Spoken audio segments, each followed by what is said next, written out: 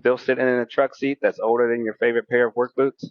Your back has been filing complaints for years. If your seat is worn out, sagging, or just plain uncomfortable, it's time for an upgrade. Head on over to seatspecialist.com. Check out their selection of quality replacement seats built to keep you comfortable mile after mile. And don't forget to use promo code TR10 4U to save 10% on your order. Seatspecialist.com, because a better ride starts with a better seat. So welcome back to another episode of DATS Delivered. I'm your host, Ray, and today we have a special guest who's making waves in the trucking industry with his dedication in improving lives for truckers through better sleep and data-driven insights. Today we have Dean Croke from DAT One. Dean has an incredible background in transitioning from a truck driver to a sleep expert and a data analyst. He's here to share his journey and insights with us.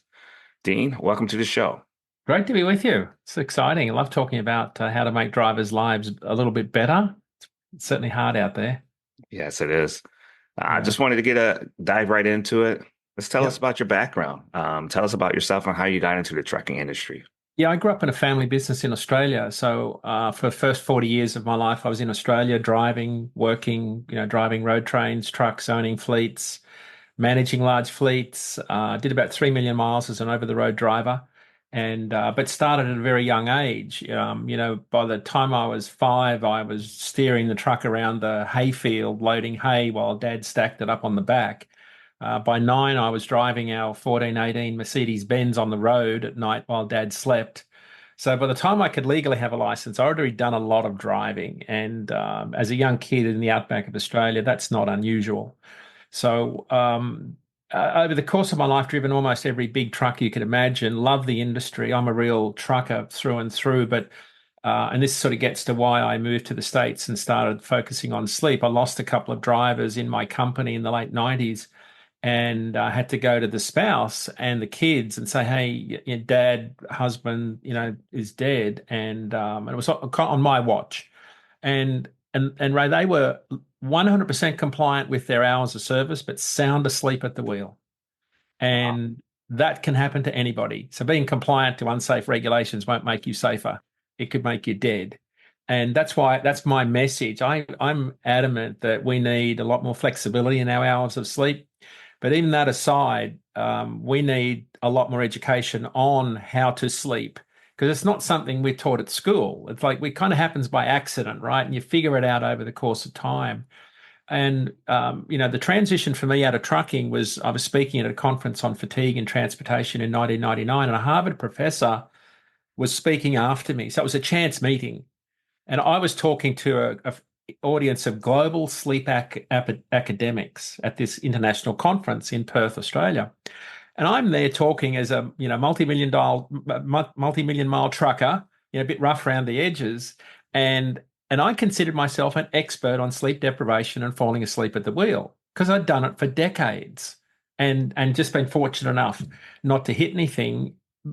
But a lot of my friends had died in the process of me traveling with them. Some of my best friends have fallen asleep and run off the road and hit trees in front of me at 2 a.m. That's just after stopping for a cup of coffee 20 minutes earlier. So the physiology, when you go back and look at your driving career and you look at how physiology overlays it, you can see this real disconnect in how we teach drivers how to drive. We teach them compliance, but we don't teach them how to sleep.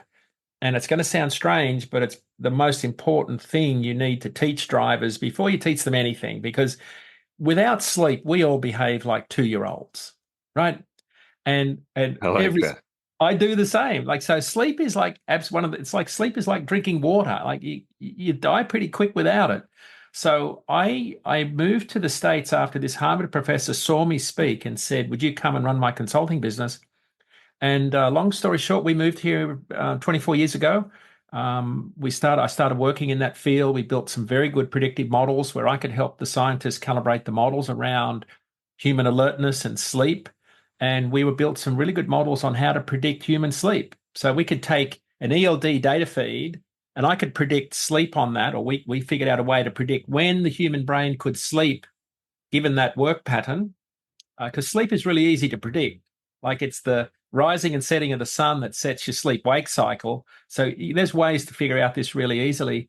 And then what we did with truck fleets is we'd go in and take all their hours of service ELD data and score every driver on a scale of 0 to 100 on how tired they were. Now, it's not an exact science, but you Okay. can get really close because some schedules are way off the charts. Like if you work 5 nights a week, that's not good. If you're finishing work after sunrise every morning, that's even worse because sunrise tells the brain to wake up and you're trying to go home and go to sleep. So there's lots of physiology that goes on behind the scenes. I've done a lot of consulting work with a lot of trucking companies here on how to engineer the sleep science into their schedules, like biocompatible scheduling, where you design the truck schedule around the driver's sleep, right? As opposed to around the appointment time or the pickup time. And in your world, it'd be when do we do our slip seat operation for our P&D drivers? Well, one fleet I worked in, it was 6 a.m., 6 p.m. And of course, the night shift guy is getting home after sunrise every day. So we changed it to 4 a.m., 4 p.m. So the night shift is home before sunrise every day and sleeping much better. Wow. So little things like that, the best way to describe not understanding sleep is like looking through a camera that's slightly out of focus. It doesn't take much to bring it sharply into focus. Right. And just in this short few minutes here, you can already figure out some things that you would do differently or what's been happening to you Mhm. just by not being able to apply some of the science. So I've developed a specialty in human physiology and sleep, largely because it's one of the things that truckers suffer from the most, which is lack of sleep or poor sleep quality or diseases of sleep, like sleep apnea and things like that. And it's behind low mileage, low productivity, poor compliance, late deliveries. Like when you're tired, you're dragging your butt in and out of rest areas all day. Yeah. And as a driver, well-rested drivers run more miles. So I've sort of developed a specialty by being able to convert the science that academics developed in the late 90s into a way to operationalize it in your truck business. And so I bridge the gap because most academics struggle with how to tell truckers how to sleep better because they don't speak the same language. But I've been able to do that successfully because I know how to use the technology to actually run a schedule, when to start a schedule, when to have a nap, how to trip plan, how to design a weekly schedule. Is it 5 on, 2 off, and then 5 on, 3 off? Or is it a 6 1, 6 2? What's the best schedule? What's the best start time? What about sleep hygiene? How cool should your room be? What sort of sheets should you use? What sort of bed should you use? What temperature should it be? How close to bed can you drink caffeine? Like there's a ton of stuff that goes All into right. that. Yeah. Wow. I mean, Yeah. that's amazing. I Yeah. mean, when you break it down that much, I mean, it really opens your eyes up to how much sleep does control your productivity. Well, I'll give you a quick question. Have you ever had a 1 hour nap and woken up feeling worse? Um, yeah, there has been some times.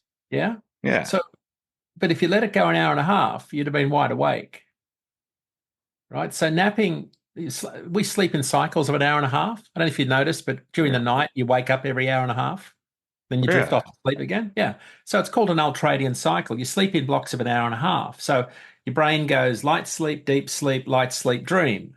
And that's like an hour and a half cycle. Okay. Right? But if you go an hour, and most truckers will tell you, I'm going to pull up for an hour. It's the Yeah. worst number possible they could ever pick. Because an hour takes you into the bottom of deep sleep where you're dead to the world and your brain's tossing and turning because the brain wave patterns are fixing your skin, your hairs, your muscle, your body, the physical fatigue. But your brain's disconnected. You're dead to the world. You're actually unconscious during deep sleep. So if you try to wake from deep sleep, you wake up feeling groggy, tired, moody, lethargic. Yeah. It's like when the alarm goes off. It's like you wake half an hour before your alarm and you go back to sleep and then the alarm goes off and you go, "Oh, how do I get out of bed?" Oh, yeah. Well, you woke at the end of a sleep cycle when the brain was dreaming, but you thought another half hour will make you feel better, but it took you back into the deep sleep cycle and you woke up with sleep inertia. So sleep is really just blocks of an hour and a half.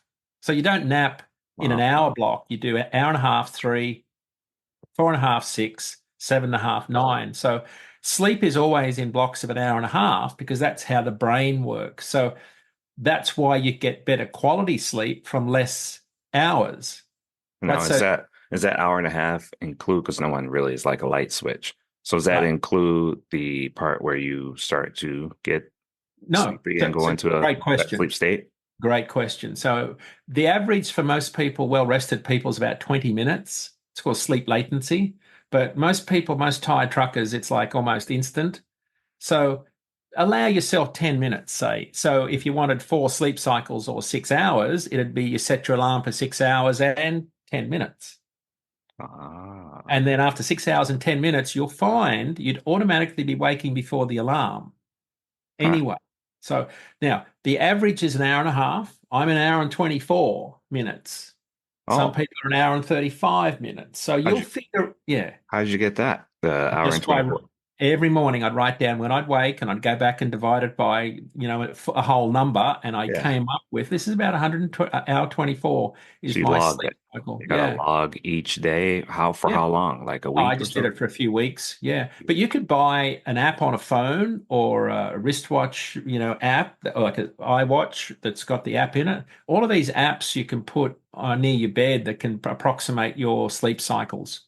So there's lots of technology out there to help you with it, but I just did it the old-fashioned way with a pen and paper. So Nice. you could get like people, I say to people, 6 hours is better than 7. And they say, that doesn't make sense. Yeah, talk to me about that. 6 hours is 4 sleep cycles. 7 is 4.5. So Wow. 7 hours, so you've got to always get full sleep cycles. So this is why you get up earlier and feel better than stay in bed for another hour because you'll feel awful all day. That's what fatigue is. Fatigue comes from waking from sleep inertia in deep sleep at the middle of that sleep cycle. So Everything's math. That makes sense. everything, if you just do one thing and that's sleep in blocks of an hour and a half, you'll find you'll feel better, you'll run better, you'll do more miles, you'll eat better. Like it's kind of like this. I use the analogy of a rechargeable drill. Like, if you've got a cordless drill and you stick it in the charger for 20 minutes, that's like a nap. That'll give you a boost. But you really need to put it in the charger overnight to get a full recharge. I And have that's what, seen that on the phone where it tells you yeah. this is when to maximize the Yeah. battery's charging capabilities. You got it. Yeah. So sleeping in cycles is the key, not hours, because we've all been tricked into thinking in the dimension of time. So it's linear. More hours is better. No, that's actually wrong. Um, it's not the hours that's critical, it's the sleep cycles, because all of those brain waves in the hour and a half fix different things. So dreaming, right? When you go light sleep, deep sleep brain waves, the human growth hormone gets released. Your physical fatigue is being dealt with, but your brain isn't. As you come out of light sleep into a dream, when you get into a dream state, your body goes into a state of paralysis, but your brain lights up and it starts to deal with memory, mood, emotion. Okay. So the REM phase is what fixes the brain, the deep sleep phase fixes the body.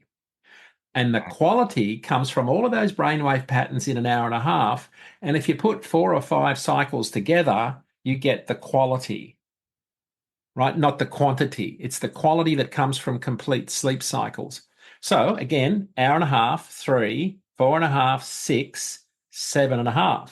So when you're on a 10-hour break now, you've got to say, I've got to go and have a shower, I've got to fuel my truck, I've got to, have lunch. How many hours have I got on my 10-hour break to sleep? And you might say, well, I've only got 6. So that means you get 4 sleep cycles. Or if you've got 7, you're still going to only get 4 sleep cycles. You see the difference there? I do. Because it's that extra hour that can actually hurt you. And I have felt that Yeah, physically at yeah. 7 hours. I'm like, man, I feel worse.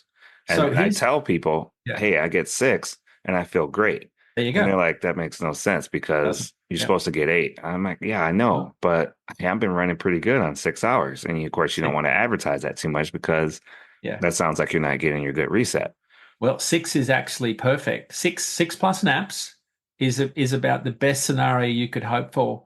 for In a that busy particular person. scenario, yeah, it'd be 6 or 7.5 is 6 or what you should 7. aim for, right? I like So, that.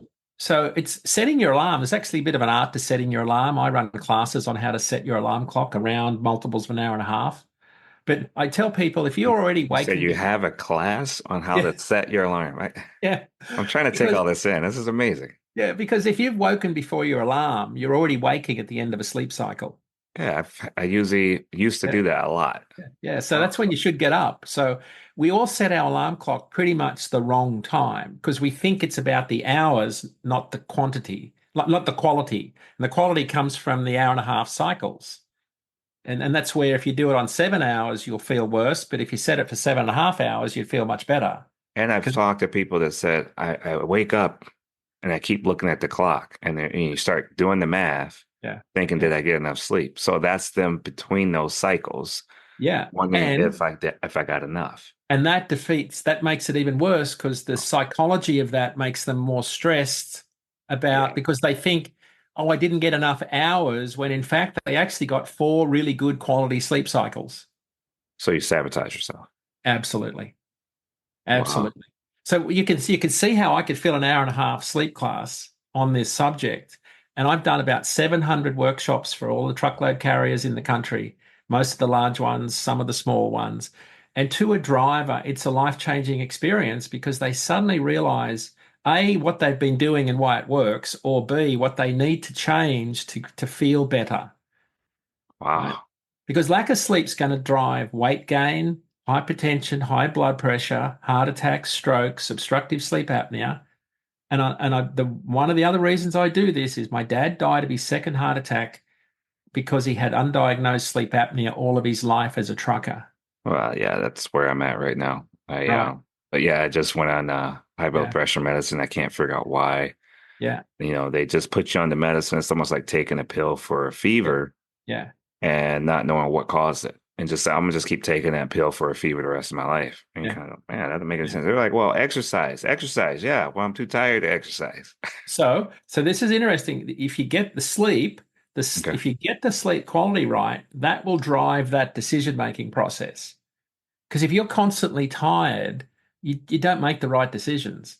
No, So you this, won't. this is why sleep is like the most ignored, but the most important.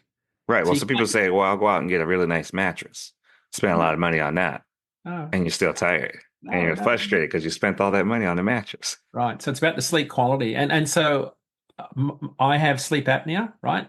And I have hypertension, but it's You do? managed. Yeah, I had high blood pressure. I'm How down did to you one. find out? I would go to the doctor and they'd say, you're 168 over like 130 or something. Like Yeah, this that's is where I was at. dangerous. Yeah. And And you can't get your physical pass for your health yeah, card. that's it. So Struggle. I was down to a 1 year card. I'm like, And I'm not fat. I'm not right, out of shape. What's going right, on? right. So it's, body mass index, all that stuff. So I'm on a 1 year card now, but what I've lost probably 40, 50 pounds in the last year and all of my vitals have come right. Everything's back to normal because I've lost the weight. So for me, it was weight that was really putting the stress on my entire body. All my sugar levels were off the charts. My blood pressure was off the charts. But it comes down to sleep. Like so, if I put on a little bit of weight, it'll sit here. This is the weight that's the problem around the neck. My snoring starts to get worse and the sleep apnea comes back. But if I keep the weight down and off, if I can stay around 220, I'm in great shape. I can sleep really well because it's, you put weight on from the bottom up, you lose it from the top down. So we're about the same size too. Yeah, right. Yeah, I'm around 220. I struggle Yeah, with that. yeah. So weight's absolutely critical, but I've learned from having a CPAP machine and all that other stuff that they're not interested in you losing weight as much as selling masks and the hoses every 6 months to you. Because if you don't, it's okay to have a CPAP machine to, help you breathe. But if you're not losing the weight, you're not actually achieving anything. You've got to lose the weight. That's the most critical thing. Yeah. And you say that to truckers and they say, yeah, but how do I do that? I'm always tired. It's a million dollar question because even if you're Tough. not a truck driver, people don't know how to lose weight. But They again, struggle. it comes back to the cordless drill recharge. If you don't charge it up properly, it just runs out of gas quicker. And if you don't get the good quality sleep, it doesn't enable all of these good decisions that we say, yeah, make better decisions, make better choices. But if you feel like crap every day, like it's really, really hard. And especially if you're a trucker where you feel like the world's against you every minute of the day, it's really difficult. Yeah, it does. Sleep deprivation does mirror substance, Yep. like alcoholism that could become a problem because your activity and the way you Yep. Yep. react to certain situations, the Yep. way you interact with people, Yep. you're slow, you're fatigued, your reaction time on the road. I Yep. mean, Yep. yeah, there's no My- laws against being tired, but there's a lot of laws against alcoholism. And so if you can look at those two and you can develop, Yeah. hey, this is important, I Yeah. need to take it serious. Well, my dad self-medicated all through his trucking life. Right. So he smoked cigarettes and drank a six-pack of beer to go to sleep every night. Right. Yeah. Because the pain that sleep apnea and sleep deprivation gives you in your head, like it's this incredibly nasty ache behind your eyes. And you feel terrible. Like you feel like you're empty inside. Like it's such a wild experience. But if you self-medicate like that, your sleep quality suffers that night, and then you self-medicate again the next day, and you're on this roller coaster. And it's hard to break the cycle because the self-medication of caffeine, alcohol, cigarettes, all it does is bring you back to baseline. It doesn't actually give you a lift. It just stops you feeling worse. It doesn't actually make you feel better. Because a lot of people say, oh, I can drink coffee and it has no effect on me. Well, that's because you're so used to it. You need coffee just to bring you back to normal. It doesn't actually give you a lift. So you've got to break this cycle. And the way you break the cycle is with the sleep quality by the sleep cycles first. Because So then they're how do you wean yourself off of caffeine to get along with those sleep cycles? Because like you said, if you don't take the caffeine at a certain time, Yep. it's going to affect Yep. when you go to So sleep. so the sleep comes first, Do right? that So first. you get your sleep cycles and your quality first, and that'll allow you to make better decisions. And then that next decision is caffeine has a half-life of 6 hours, so you can't drink caffeine after 3 p.m. or 3 a.m. So start this on the weekend, maybe. Yep. All So, because here's the thing, this you need every night when the sun goes down, at some point the sleep gate's going to open and you're going to fall asleep, right? The sleep gate's got to open. Most people it's 10:30 at night. Some people it's a bit later, some it's a bit earlier. But if you drink caffeine after 3 p.m. and it's got a half-life of 6 hours, at 9 p.m., half it's still trying to keep you awake. If you drink caffeine at 3 a.m., by 9 a.m., half it's still trying to keep you awake when you're home from the night shift. So the 6 hour rule is really important. And you're going to say, a lot of drivers say to me, hey, but the 3 to 6 shift is really hard work, right? And that's when you've got to figure out how to maybe stop more often, stop and, get out of the truck more frequently, like stretch and try and break that up. Because even though the tendency is to drink a big cup of coffee to get you through, it'll actually delay sleep that morning or that evening. Wow. Yeah, you're right. Um, Man, that's a lot to really. You're still trying to get your job done.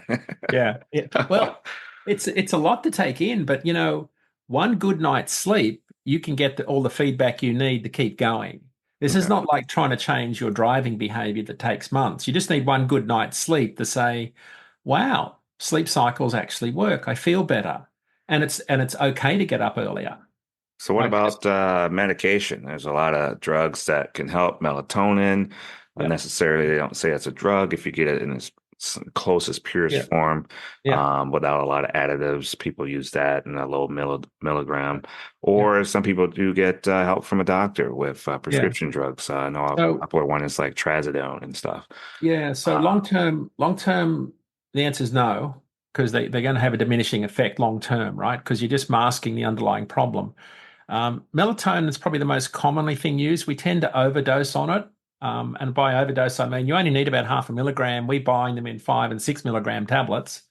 And what you find a lot of people, if you ask, is if you take those tablets, you feel groggy afterwards. You actually don't feel any better.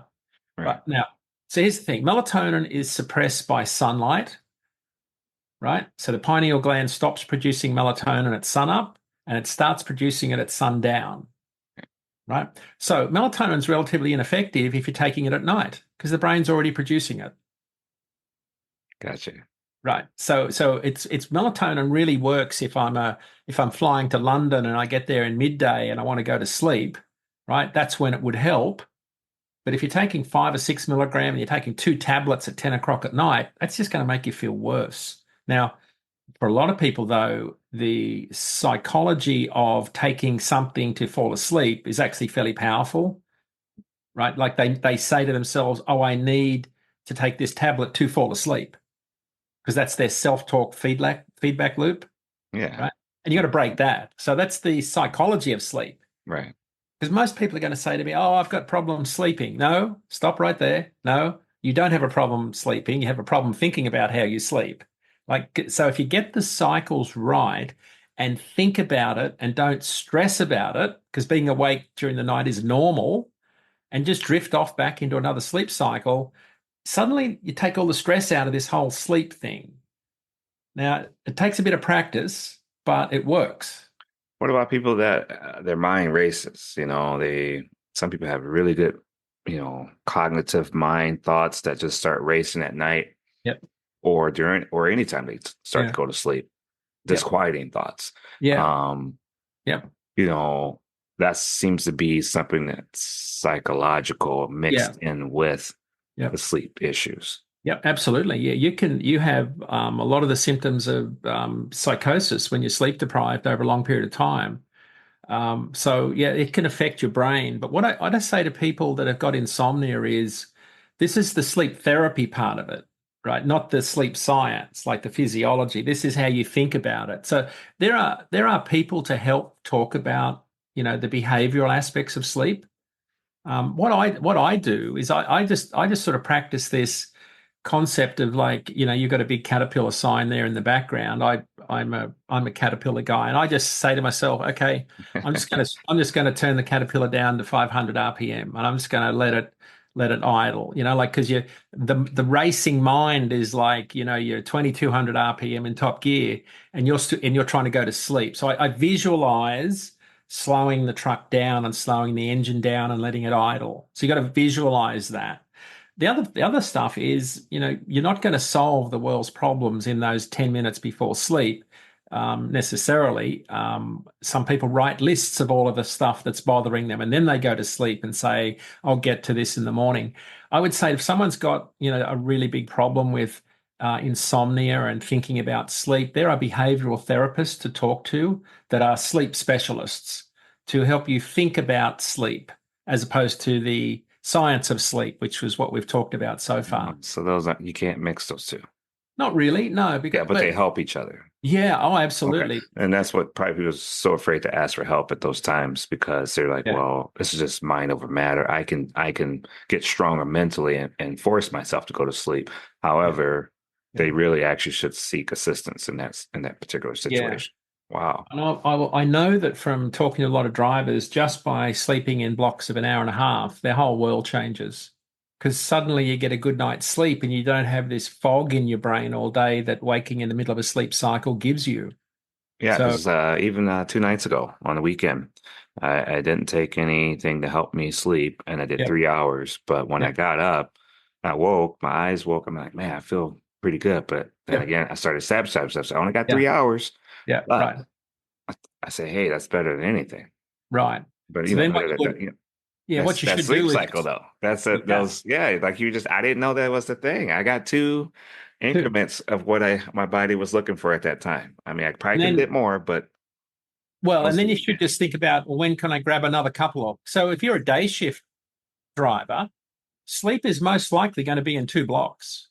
It's most likely you're going to finish a night shift, go home, get 2 sleep cycles of 3 hours. Then you're going to wake up to go to the bathroom because caffeine's a diuretic and you've drunk too much caffeine that night. So you're going to wake up and go to the bathroom. The worst thing you can do is go outside and get a big dose of sunlight. That's the worst thing you could do on day shift. And then what you want to keep your eyes in a dark room and, not watch TV, maybe read a book, and then just allow yourself to drift off back into sleep for another hour and a half or 2 sleep cycles in the afternoon. So broken sleep is quite normal. And what a lot of drivers do is they stress because they weren't able to sleep 7 hours or 8 hours straight in the day. Your brain's not wired for that. You can't do that. Some people can, but most of us aren't wired for that. If sun's already woken you up in the morning, your sleep is automatically going to be A, less, and B, in broken blocks because sunlight. Oh, so So it's important to have a blackout curtain, some completely form to dark. get that Yep. light down to the 65 minimum. degrees, cold, 65 degrees. You sleep best when you're coldest. Minimize light. Don't allow the blue light on your alarm clock to shine at you because you want to minimize blue light because that's what the sun is made up of primarily is the blue light that wakes up the brain. So little things like that are really important, but it's also thinking about it. Like it's so when I explain to people over 40 that you're not the only one awake at 4 in the morning for an hour. Everybody on the street's awake like that during the night. It's completely normal. But what you've got to do is just say to yourself, I'll just grab another hour and a half here eventually and just drift off back to sleep. And that's the key because sleep can be in blocks, can be in multiple blocks. It doesn't have to be in one solid continuum, right? You don't have to get 8 hours straight. You could get 4.5 and then 1.5 Man, and you be you fine. you've searched and found like a treasure. You've searched and Oh, found gold. Knowledge yeah, is power, and you yeah, have the key of what people are wondering about, why they can't get sleep, yeah, and you're yeah, sharing that with people. That's beautiful. yeah, Man, I'm impressed. yeah. Well, Yeah, so I didn't know what to think. it's When the it's the thing that I struggle with all my life. Over as long distance driver, sleep was the thing that no one ever helped me with, never taught me, never allowed me to get enough of it, right? And it was kind of by chance. But I've seen too many people around me die because of lack of it. And we see in trucking, depression is a massive problem for truck drivers. Every weekend, there's someone taking their life because of they are so depressed and they hate the world. Yet to the outside world and social media, they have everything, but they don't. On the inside, they're dying slowly. And a lot of it's got to do with lack of sleep. I'm not saying sleep's the only thing, because there are some chemical imbalances in the brain that will affect people.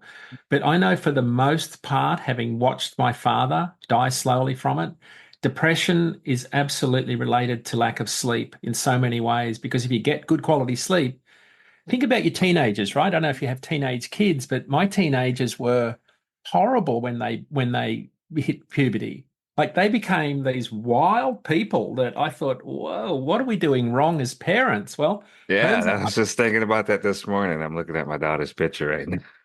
it's not. So we think all this, but it's not behavioral. It's actually physiology. Because during puberty, your body clock delays 3 hours. So during puberty, you go to bed 3 hours later, but we still get them up at the same time to go to school. So they actually become sleep deprived. Yeah, So nine nobody, o'clock, nobody's teaching that one. right? That's amazing. So Wow, we're just getting on them, aren't we? Really? get this. One of my golden rules in my classes is never wake a sleeping teenager because on weekends they want to have a sleep marathon and parents want to wake them up because they think they're lazy. That's why I'm an advocate for homeschooling. Right. There you go. So because Because so here's you the can other thing. tell the behavioral difference, and Yeah. when they're in that school structure, they're trying to Yeah. conform. They're trying to do things Yeah. like everybody else is telling them they should do. But Yeah. then when summer break hits, and then there's Yeah. because Yeah. my daughter has tried homeschool, Yep. and I can tell her behavior is Yeah. totally different. It's like There you night go. and day. Yep. Um, I wow. think they're averaging about 4 hours less sleep a night than what they really get, most teenagers based on my studies. Because here's the science behind the hours of service 2004 rewrite. Remember they went to a 34-hour break that spanned two periods of 1 till 5 a.m.? Do you remember that 34-hour restart rule? Yeah. What we were trying to do was get 2 periods of night sleep every 7 because the brain needs 2 periods of sleep back to back to discharge the sleep debt from the prior week's work. Now, remember Wow. the truckload carrier said, "Oh no, that's too unproductive," and we wound it back to a 34-hour reset with just 1 period of night sleep. Yeah. Well, problem is, if you don't get 2 periods of night sleep, you carry over the sleep debt to the week after. So let's use your daughter as an example. Wow. If they need 8 and get 5, they've got a debt of 3. If you do that every day, 3, 6, 9, 12, 15. By Saturday morning, the sleep debt is 15 hours. Now, you don't need 15 extra hours to pay it back. You just need 2 periods of night sleep. And for a teenager, it's all day Saturday, Saturday night, and half a Sunday. And here's the problem. If that gets rid of the 15 hours, great. But if you had stuff to do and sport and they didn't get that sleep, and let's say 10 hours is still in their brain Monday morning, it's cumulative. It's 10, then you add 13, 15, 18. So by the end of the second week, you're up to the low 20s. And this is called cumulative fatigue. And it grows and grows and grows because you don't get the 2 in 7, the 2 periods of night sleep every 7. And what happens to kids is they eventually start making bad choices. You get substance abuse and depression that comes out the back end of this, right? So this is what you see with teenage kids all the time because their body clock shifts to go to bed at midnight, 1 o'clock, and they're on their phones lighting up their brains with blue light, but you're still trying to get them up the bus, believe it or not, on the first bus, not even the second bus, because they should be going to school after the little kids. Yeah. And they are sleep deprived like you wouldn't believe. And my dad used to wake us up at 6 a.m. every Saturday, and because he thought we were lazy. We were sleep deprived and we needed to sleep. So waking a sleeping teenager is probably the worst thing you can do to them because you will question your parenting and you'll think there's something wrong with them and you, when in reality it's just physiology. Wow. Food for thought. Yeah. Yeah, that's you said it so smooth, and it's Yeah. nice that it's being recorded Yeah. so that people can play it again and Yeah. hear it again. Yeah. Because you do. You typically start to question yourself. Um, It's something that should be taught at college, right? Or university or school, high school, like probably early high school. You should be teaching this, but to parents. So I only did my sleep classes for the drivers, their spouse, and their teenage kids. So this hour-and-a-half class, because the family at home manages the weekend time sleep schedule, not the driver, you're right. because they're booking stuff to do. We've got barbecues, we've got honeydews. Like you can't Yeah. sleep because the That's driver's, yeah. when I first got into this, my trucking job I have, it's just it was so much. I used to tell people, I said, "Man, this job is so easy, but so hard." Yeah, it's the hardest. And I tell my wife, I said, "I can't do it without you. I wouldn't have Yeah, been able to do this." yeah, And it sounds like you're just trying to be nice to your wife, but yeah, no, yeah, it shows in my every being, like it's just yeah, that what you're expressing. yeah, And you think that these individuals that make these hour resets, or say a kid comes from um, middle school or junior high, whatever you want to call it, uh, why did they change the start time? Like you right. said, the first and second bus. Yeah, Why yeah, does that even exist? Because you have staff, yeah, and, yeah, and nobody gives a thought to as to why those hours, just like the hours of reset yeah, for hours of service. yep. Somebody knows. Well, here's the bizarre thing. Can we just share so you can Well, understand? Because if you understand something, you typically will follow it more so yeah, versus, well, oh, this is a rule and just do yeah. as I'm telling you. Yeah, that's great too. However, as time goes on, it is great to have that background story Right. because it sticks with you more so. Yeah. Well, here's another thing to think about.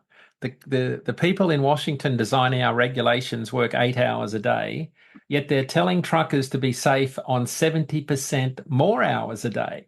They work 8 hours and they're telling you to be safe at 14 hours a day. Come on. And then we have That's what's that, 10-year minimum if yeah, you kill somebody? yeah. Like it's insane to think that a 14-hour workday is remotely close to normal, especially if you're not being paid for every single minute. I was on a show last week and I said it's disingenuous to talk to drivers about safety if you're not going to talk about pay. Because And then most of the time I made my worst decisions was when I was pretty tired, right, sleep yep, deprived. And I was like, absolutely, man, that was really childish. I'm yeah. like, well, that's one for the books, right? But man, you make it seem so easy to understand. I It mean, is, yeah. It's not that complicated when you think about it because if you have it explained in the terms I've explained it in, it's fairly simple to actually get some feedback and think, yeah, I can do this because you get feedback the very next morning. And that's what drives all of the change. But if you don't start with the sleep cycles, it's hard to get everything else to fall into place. what about these truck drivers that drive as teams?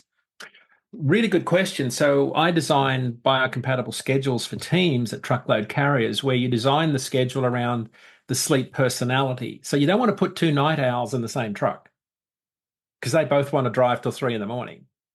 What you want to put is a night owl with a morning lark, opposite sleep types.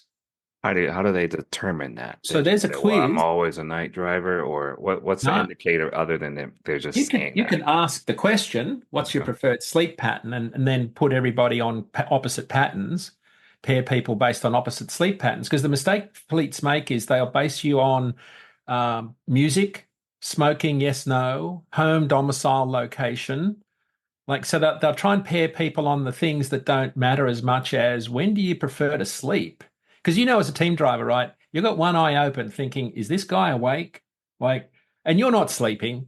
Let's be real. You're not sleeping. So Okay. what we did at the large truckload carriers, we got drivers to do a quiz, and you can do a quiz called a morningness eveningness quiz, and you answer these dozen or so questions, and it can tell what your sleep personality is. Morning lark, intermediate, night owl. And by that process, you can actually pair people based on opposite sleep types. Right. So if you got a morning lark, he'll do the 3 a.m. till 3 p.m. shift or whatever it is, and the night owl's gonna run really well right up until 3 a.m. in the morning, or What did you thereabouts. call them again? You said a morning. A morning lark What's is the that? description that they can wake at 4 in the morning and be wide awake. How do you spell it? LARK, a Huh. bird, night owl, morning lark. Ah, it's an animal. So 15% of the population are Okay. hardwired I night learned owls. something there. Yeah. 15% of us are night owls. 15% of us are morning larks. Hardwired. It's physiology. Like you're wired to do this. And then there's about 70% of the human population are in the middle. We go to bed at 10:30, get up at 6. Or we could go to bed at 8 and get up at 4. We could go to bed at midnight and get up at 8. We can move around a little bit, but most 70% of the population are intermediate sleep types. Whereas there's the extremes are really hardwired night owls.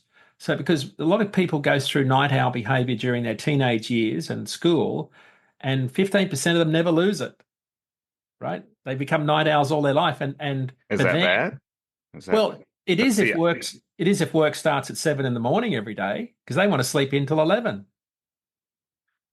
So I have a way that I could choose my schedule, and I Yep. tend to gravitate towards the night owl. There you Right? go. Okay. So people are like, "That's bad. Why don't you pick a day shift? Get off No, that night shift. That's no, graveyard shift." And I'm no. like, "Man, all right." So I try it, and I switch Right. over, and I feel miserable. There you go. And I'm So, like, I can't do this. I'm more stressed. yeah, I'm worried about all kinds of stuff because yeah, when my family's sleeping, I'm driving. yeah, And I typically like, no, I feel like they're okay. So yeah, that's one thing, a huge stressor off my mind. I right. just seem like I'm way more productive at night. I've always been like that since I was a kid, like you said, the Yep, teenage yep, years. yep, yep. So I That's it. label myself that way, but people, they always think you don't know yourself. No, no, no, no, no. Yeah. So that's where most schedule designs fall apart because they think the more tenured drivers on the day shift are going to be the safest and the best. Yeah. Or conversely, the rookie going on the night shift with the worst equipment, he's always going to be the highest accident rate because he's probably on a schedule he shouldn't be scheduled on.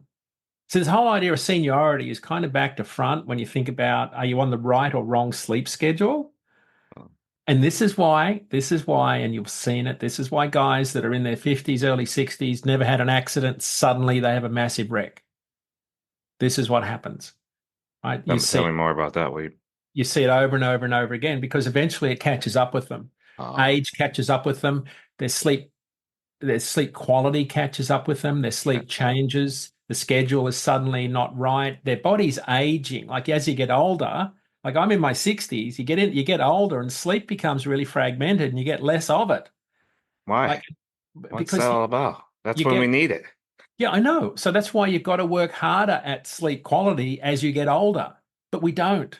We just say to the drivers, be compliant. because we didn't map out our life and we're Right. still working. Even And this harder. is the Yeah. time when you probably should be working less. Yeah. Is Yep. that big So picture you like get that, maybe? by the time you get to 55, you're getting 50% less deep sleep than you did when you were 20. Right? So you're getting less REM sleep and less deep sleep as you age. This is just normal aging. So if you're Cool. still trying Not to cool. drive a truck, you're still trying to Yeah. drive a truck in your 50s and 60s, you're going to have a lot more naps. and you've got to be more rigid with your sleep schedule. You have to be sleeping at the same time every day as you get older because your sleep becomes harder to get. It's fascinating, right? You see it in older drivers all the time. Like, and I'm 64 and I struggle with this sometimes when I'm driving. Like it's not easy. You've got to work really hard at getting sleep cycles back to back because as you age, you become you wake more often during the night as you age, right? Even as you're Right. younger, it's about age 43. That's when it starts. You start to wake up during the night when you never used to. You're off to the bathroom and you never used to. So, I'm 45. Yeah. well, so It's like almost like you're living in my house. bad news is it's like, You're recording my life. You got to yeah, figure it out. That's amazing. I yeah, always knew sleep was important, but it yeah, always seemed like something that's unattainable. You yeah, try your best and you yeah, move on. But yeah, you're saying, no, embrace what your body's yeah, telling you, yep, and you can actually critique it to the point where you can get the most out of it. yeah. But That's what I would say big is, I goal. would say, talk to your boss and say, hey, I'm on the wrong schedule. This appointment doesn't work. Leaving out on a Sunday doesn't work for me. Or I need to leave on Sunday morning. I need a preload trailer, or I need something differently. I need to sleep in till 8 every morning. Like, I'll still do the miles. I just need to do it differently. And that's where just having a discussion can open doors Well, for drivers. they have this mindset out there administratively that you could put a truck driver in any truck, send them anywhere at any time of the day, and they say, "Oh, that's a good truck driver." Yeah, But then the minute you screw up, they're like, "Whoa, whoa, whoa, whoa, whoa! yeah, yeah, What happened?" yeah, yeah, When then all the time, like let's say there's a routing yeah, where they're working with optimization or they're trying to yeah, get efficiency pushed yeah. through. Right. And they're like, wow, let's look at these routes. And then they start packing in the routes, making them real nice and tight. And the Yeah, driver says, hey, you shouldn't do that. yeah, And they're like, what do you mean? You just want to be lazy. You don't want to do yeah. your job. Right, right, But no, right, the right. driver is telling you how All right. a human can actually complete the job. Yep. And they don't see that. They don't see the Yeah, importance. It, yeah. it doesn't come across to their mind as to why this is going to be a problem. Right, They right. just think, oh, you like that schedule and you don't want to be messed Yeah, with. No, yeah. it has No, nothing to do with that. most people don't understand the physiology and how it impacts safety because, as we said earlier, you can be 100% compliant with hours of service and sound asleep at the wheel at the same time. Like the two, so a lot of safety folks will think, operational people will think also that how you feel and how you sleep are not something we should be concerned about. You should be concerned about all of that stuff, like because it comes back to the cordless battery recharge. Like if you're not allowing me to recharge a full recharge every night, eventually I'm going to run out of gas. And it could be a slip, trip, and fall. I could mess up some paperwork. I could be late for a delivery. I could run the trailer tires over a gutter. Like there's Or all you, sorts of little things that happen, right? yeah, or you hold all that inside and then one day you hit the F it button. Yeah. Right. It's like you just don't care about anything. Yeah. Right. It's a weird, it's Yeah. yeah, it's like where did that button come from? And I Yeah. always Yeah. thought maybe it was psychological. I didn't really think it was. I mean, Well, man, I knew it was so fatigue, but I just yeah, kept but so telling here, myself I should be able to do it. well, a lot of companies don't realize that driver turnover spikes at 90 days, and they don't quite know why. It's cumulative fatigue because if you take a normal human brain that's slept at night for decades, you throw them in a truck and sleep deprive them for 90 days, the cumulative fatigue that we talked about from the sleep debt carrying over week to week to week, after 90 days, you're a dribbling wreck. And what happens is drivers say, you know what, I don't like the color blue, or I don't like the color brown, or they go and hit that F button, or they say the keys are in the diesel tank. Like, Yeah. come get it. And you think, how, I never heard that one. The keys are in the diesel tank. yeah, like, yeah, like That's a how good one. I like that. how bizarre. Like when we started the show by saying we all behave like 2-year-olds when we're sleep deprived. Truck drivers do some of the damnedest things when they're sleep deprived. You think, dude, get off Yeah. that ledge. I'm Like, sorry. I yeah, lost. yeah. Oh man. Wow. Thanks Well, for we just sharing that. That's yeah, amazing. I had another question that says, so your career, you've done all those things. What motivated you to make the transition, and to why did you do those things, choose to Yeah, focus on sleep? I know you talked about a lot of ones that you care about, their life change, but yeah, when was there that point that you made that transition from being a yeah. truck driver to doing this? It was in the late 90s because the way we were running our businesses and the way we were behaving on the road, I knew that I'd be either in jail or dead. It was a pretty easy decision because that's how the industry was turning into. We were crazy in Australia in the 70s and 80s and early 90s. And I don't think it was any different here based on what I've figured out from talking to some truckers. There's some pretty wild things going on. But what happened in the late 90s, technology and data started to catch up to us. And suddenly the authorities knew exactly what we were doing. With tolls and I call it the digital footprint or the electronic breadcrumb, right? That sort of follows you round now.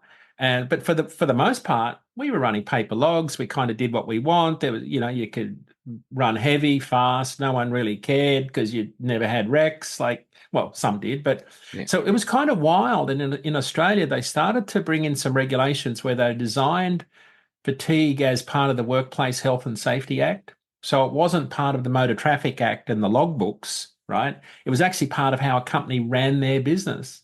So auditors would come in and look at your entire business and how you operate and say, you know what? We're going to shut you down. It's not one truck and a violation. It's we're shutting you down because you're a poorly run company. That got people's attention. And the second thing that changed was these overhead cameras in Australia that started in 97 that measure your point-to-point average speed.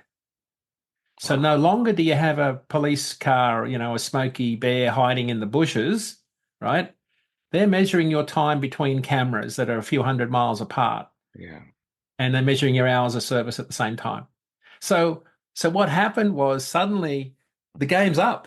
Like we Yeah. can't run fast, we can't break the laws, and I just thought, well, and people were going to jail for some of the crazy stuff that was going on, and I thought, yeah, we're right at the tip of that spear. We need to stop it. So I decided to change what I was doing because I'd seen enough fatalities. I'd had a couple of drivers die on my watch, and I thought, I can't do this anymore because this is crazy, like what we're doing. And the industry wasn't changing fast enough. Wow. And I thought, there was sort of the walls were closing in around the trucking industry. And that's what really drove me to get out of the industry. So to answer your question specifically, I was running away from that as fast as I could, as fast and far as I could. And that's a great motivator when you Yeah. want to do something different in your life. It's a really big motivator to move away from what you were. And that's why I studied data analytics, human physiology. I wanted to do something different than what I'd been doing. So a lot of it was self-taught. I taught myself most of this stuff. There's plenty of people around that can help. I studied and went to college. I thank God for YouTube. Like I'm Yeah.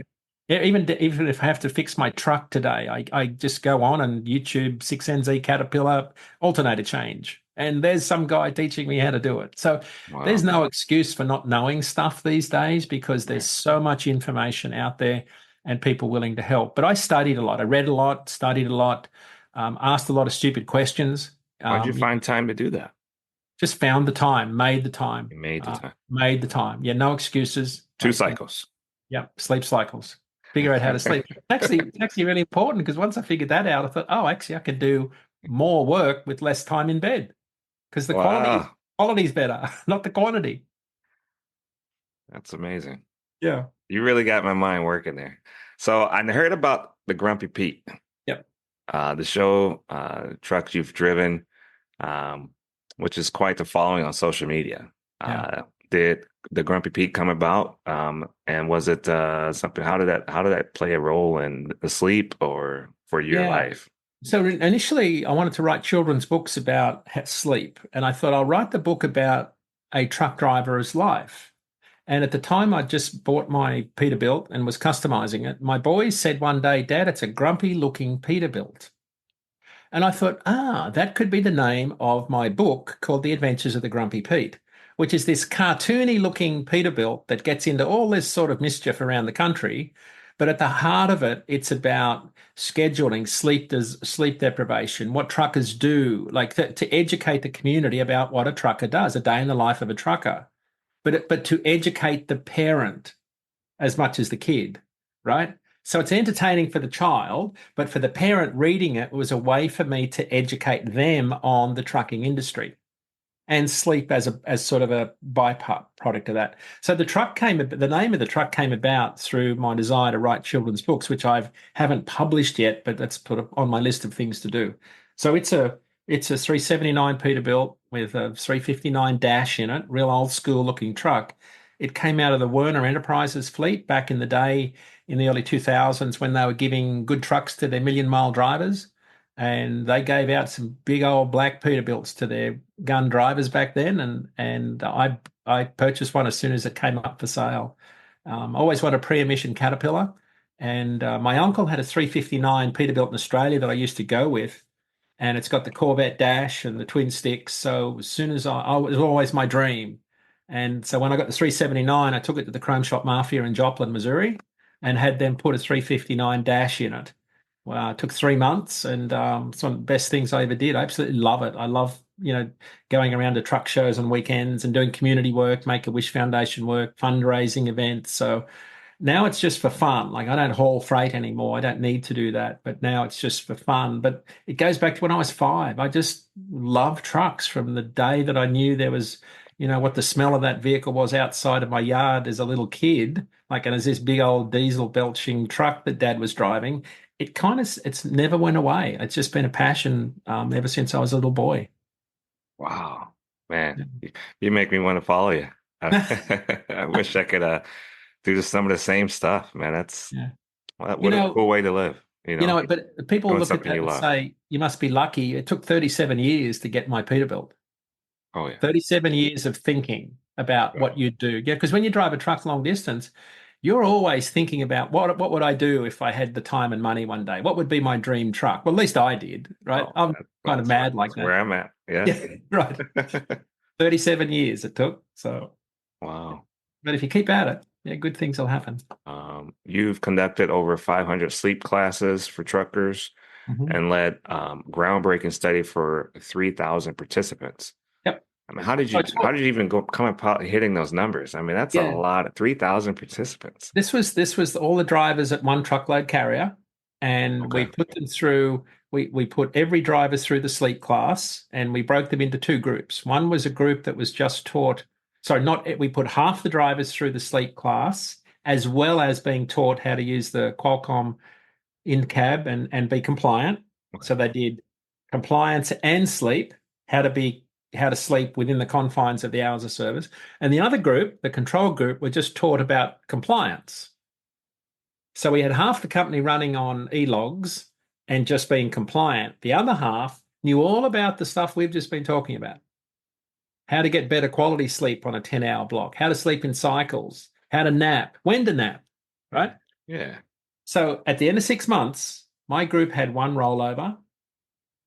The control group, who weren't taught about sleep, had 14, which was the normal company rollover rate, right? My guys were 80% more likely to be on time, and they were 30% less likely to quit. And I won't even go into the accident numbers, but their accident costs were way down because they just didn't have the severity. Now they still made mistakes and had a few accidents, but they weren't the severe ones where you are sound asleep at the point of impact. No one's driving the truck when you're sound asleep and hit something. That can be, a dozen people in a motorhome, or a bus going to a church service, or it could be a guardrail, right? Yeah. Right.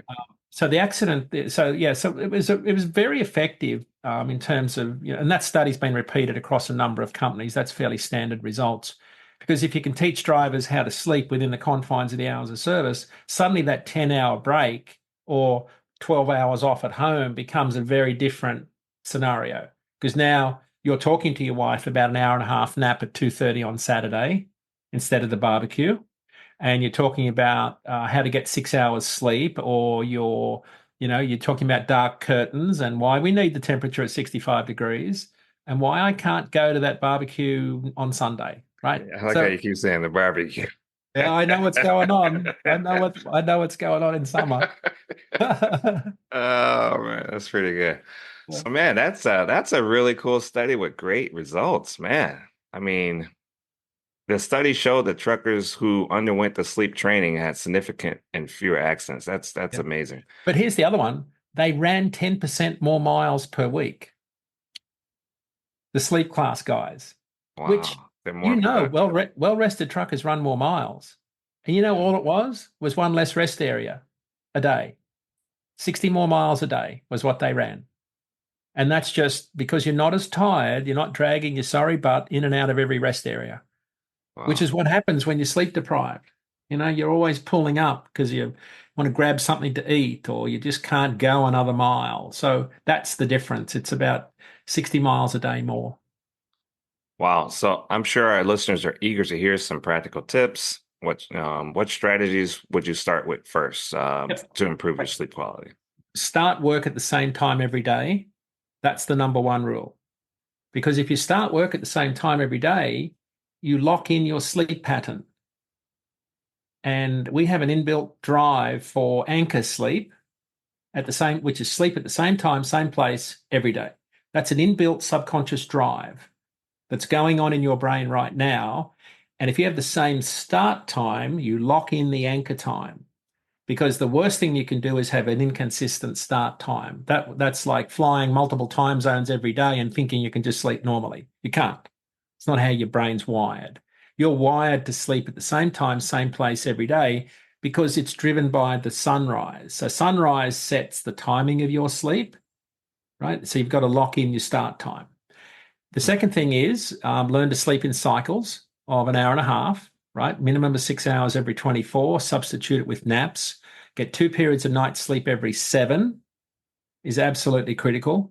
And make sure you communicate to your significant other and kids about the importance of you having a nap as opposed to social activities on weekends, because what you can't do is carry your sleep debt into Monday morning because you were afraid of being called lazy when you really wanted to sleep on Saturday afternoon, because that's what most of us do. We trade off the nap with not being called lazy or, a part of the family or, a good husband or a good wife, whatever it is.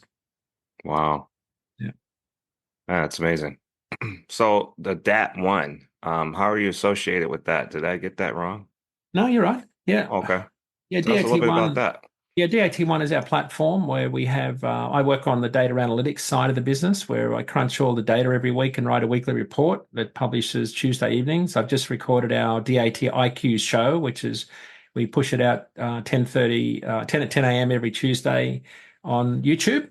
And what I do is I talk about the freight market. I talk about what's happening with rates, what markets are hot, the Canadian rail strike this week, what was the impact, what's the impact of imports. So I study the context that truckers work in, like the market, what's driving demand for the freight you haul, and what rates are hot and what ones aren't, and what rates move, where are national rates, will things get better?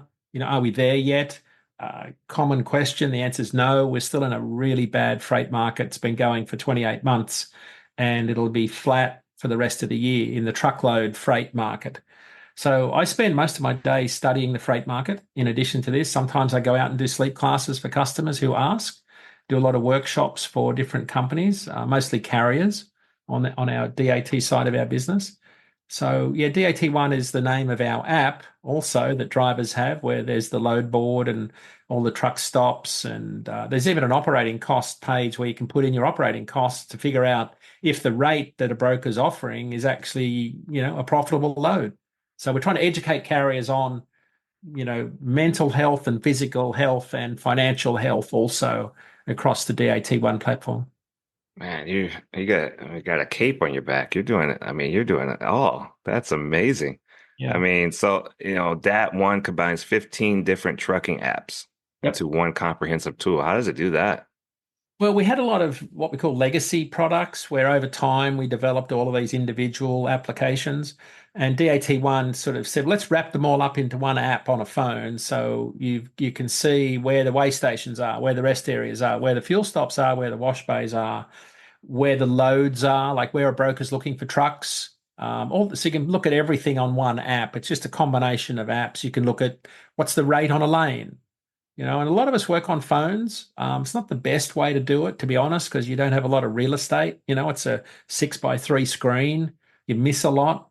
I would say to carriers, if anybody's interested, get a laptop open, because one of the biggest things you got to watch is, the fraud side of our industry, where someone's sending you an email for a load or something, and they've changed a letter in the name. Mm. Like, I've seen companies do, change, like it could be Schneider or Werner or CH Robinson or whoever. They'll take one letter out of the name and create a fake CH Robinson website or a fake DAT website. And so it looks like the real deal, but it's really not. So, and it's hard to see that on a phone. Like I know email phishing is one of the most common ways they get people to send them their credentials. You get the email link, press this button to reset your password. Well, what if it's the bad guys? Right? Right. And if you're not looking very carefully at the email structure, the name, you might miss something. You've got to, our advice is slow down, pause, think, look very carefully, and make sure this is someone that you need to be in business with. So is that new, I guess it's quite a few $200 million that you're going to allocate for truck fraud or theft. Is that going to help that situation? Yeah, Do you know anything about that? it'll help. I mean, it'll all help. It's a never-ending battle, right? Because the bad guys aren't the people stealing freight aren't six guys in a car following your truck from a warehouse anymore. These are multinational, successful companies across many countries that work from high-rise buildings where they have employees that look like you and I and go to work every day. These are big, big companies, and they're looking at fraud on scale. Like, so then it's not following a truck anymore. They're looking this cybercrime side of it. They're imitating websites. They're imitating our company, your company. They're stealing our credentials, right? So they're looking for ways to virtually steal freight. They're finding ways, sometimes they've got physical loading docks where they'll send freight. They'll steal a load somehow virtually and convince someone to deliver it to an address, send it in as electronics, and it goes out the other side of the dock as freight of all kinds in another trailer. You have people turning up at loading docks to pick up shipper freight with a fake MC DOT number on the side of the truck. Wow. You see loads going into loading docks where the trailer door hinges the rivets have been removed and they've got nuts and bolts. And all they do is when they take the load, they just undo the nuts and bolts and the seal stays intact. I saw one on the way back from Canada yesterday. I'm looking at the back of the doors and they're nuts and bolts on the door hinges. So little things like that. So the criminals have become very, very sophisticated at stealing freight, but most of it's cyber. Most of it's email. I think the other one is called vishing, which is by text. So they're either going to get you by text or email, where they want you to click on a link and convince you to do something you might not normally do. Wow, that cell phone has really changed life in a lot of ways, more than one. Have you seen the movie The Beekeeper with Jason Statham? No, I haven't. Worth watching, because that's exactly what he does. He goes in and takes down the bad guys in a big building. I won't take away all the details, but he gets after some bad guys in a way that only Jason Statham can. You said that perfectly. Yeah. Wow. Yeah, I definitely got to check that out. That'd be one to watch. Yeah. So Tri-Haul, it's something that I've heard a lot about. How does that help truckers find the most profitable routes? Yeah, it just gives you more options, right? Because what we're doing in the background is we're saying if you want to go from, Phoenix to, I'm going to say Phoenix to Los Angeles, right? It's a 230-mile haul, and you're looking at a load on a load board, and it's offering you X dollars per mile. And we might say to you, look, that's you've got plenty of time in that day. We'll do the calculation and say, if you went from Phoenix to, say Flagstaff, loaded water to Los Angeles, to Las Vegas, and then Los Vegas to Los Angeles. So you add that extra, instead of going Phoenix, Los Angeles, you go Phoenix, Kingman, Las Vegas, Los Angeles. Right? So it's a few more miles, but it's still going to be done in the day. I'm using a theoretical example here. Yeah.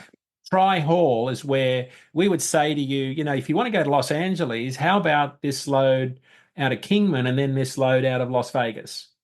Or it might Triangulate. So what we're trying to do is give you more options. And this is where you've got to weigh up your hours on your ELD and when your next load is out of Los Angeles. Sometimes the extra miles might not help, but if it can add another, $500 or $600 revenue and you're still in Los Angeles for your appointment, that might be a good tri-haul option. So all we're going to do is throw up, you could be a reefer in Arizona, in Phoenix. We might say, hey, there's lettuce running out of Yuma, Arizona into San Diego. It might be worth the deadhead to Yuma and then zip across the 8 and then deadhead back to Los Angeles. How do you guys do that?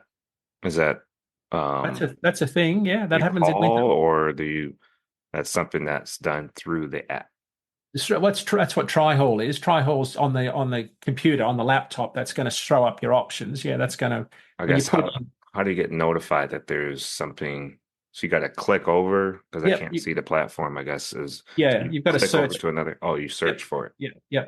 Okay, so it's based off of that way. So it's just another way. Instead of looking at loads sort of sequentially as they come in on a load board, you could be looking at tri-hauls, and it could be giving you options about what origin destination you pick up. Because you could put into the load, what do you say, I'm a dry van, I'm in Phoenix, and you click on Phoenix, and you put your radius of deadhead miles you're prepared to run. And then you say, where do I want to go? I mean, don't say everywhere, but to say Las Vegas or Los Angeles or Salinas. I want to load lettuce out of Salinas next week. Okay. And it will go through and categorize all the loads that are available based on the pickup date. And then the tri-haul option pops in and says, well, if you click this load, and then if the tri-haul option will say, here's another option to get to that destination, it adds in another trip. It adds in this revenue and miles, and then you think, yeah, I could do that. That's actually not a bad option. All right. I know you got a pretty popular website. I mean, DAT, I mean, that's huge, but for somebody that hasn't done it, I mean, thanks for explaining that because they can get a mental picture of what it's like to get those options and save that money or make that money. Yeah. So, man, that pretty much covers it. Look into the future. What developments and enhancements can users expect from DAT One or anything with the sleep education on the horizon? Yeah, sleep education is going to be mostly through our discussion and getting the message out that way. People can contact me on social media, the Grumpy Pete's, or my social media platforms. LinkedIn, fairly active on LinkedIn. You can message me there. If you've got any questions, askiq@dat.com is the best email to shoot questions to us, askiq@dat.com. We've got a bunch of stuff coming out. Most of it's going to be around product development. We've got some new fraud-related products that are coming out, some enhancements there we're making to the platform. But yeah, we're entering a phase where you'll see a lot different DAT in the next year, a lot more customer focused. We've got a lot of user groups, for example, where we've got truckers on a customer advisory board helping us design products. So yeah, we're a lot more in tune with the market these days, largely because we have to be, because the market's changing. It's very dynamic. Very nice. Man, that sounds exciting. And it's something definitely I think people should look forward to and also get their sleep in order. Really pay attention to that because everything else will fall in line. I mean, it's kind of something that our mothers told us, but we really didn't understand how to implement it or apply it to our lives. That's huge. Thanks again, Dean. Man, just taking that time and sharing it with us, your expertise and insights with us. I'm sure our listeners will find the information incredibly valuable. And to everyone tuning in, I want to say thank you for joining us. And there's another episode of That's Delivered. Please be sure to subscribe, leave a review, share this episode with your fellow drivers. I'm sure they'll enjoy it as well. Until next time, stay safe and keep the wheels turning. Again, Dean, thank you so much. Thank you. Great to be with you. All right. Be safe, everyone. And you have a great day. Are you a trucker looking for a safe and reliable place to park? Look no further than Truck Parking Club. With locations across the country, we've got the perfect spot waiting for you, whether it's daily or long-term parking. And right now, use promo code DELIVERED at checkout for an exclusive discount. Reserve your spot today at truckparkingclub.com and drive stress-free, knowing your parking is covered.